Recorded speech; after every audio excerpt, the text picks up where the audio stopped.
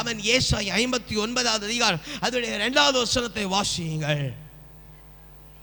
உங்கள் அக்கிரமங்களே அவன் உங்களையும் உங்கள் தேவனிடத்திலிருந்தும் தேவனுக்கும் நடுவாக பிரிவினை உண்டாக்குறது உங்கள் பாவங்களே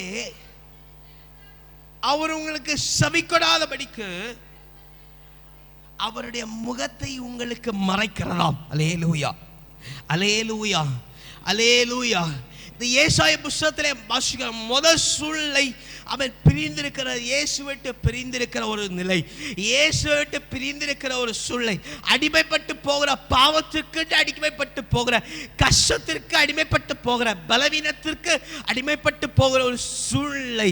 அந்த சூழ்நிலை எப்போ உருவாகுது தெளிவாக இருக்கிறது. நம்முடைய பாவம், நம்முடைய அக்கிரமம் இயேசுவை விட்டும், இயேசுடைய பார்வையை விட்டும், இயேசுடைய சிந்தனை விட்டும் நம்மளை பிரித்து வைக்கிறது. அல்லேலூயா, அல்லேலூயா, அல்லேலூயா, அல்லேலூயா.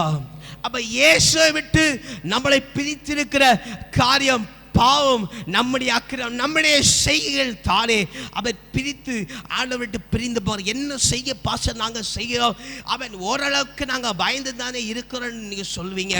ஆண்டவர் எதிர்பார்க்குற ஜெபம் இல்லை, ஆண்டவர் எதிர்பார்க்குற துதி இல்லை, ஆண்டவரை எதிர்பார்க்குற மகிமை இல்லை. நம்ம நன்மை செய்கிறோம், தீங்கு செய்கிற வசனத்தின்படி ஓரளவுக்கு நடக்க பார்க்குறோம். அல்லேலூயா, அல்லேலூயா.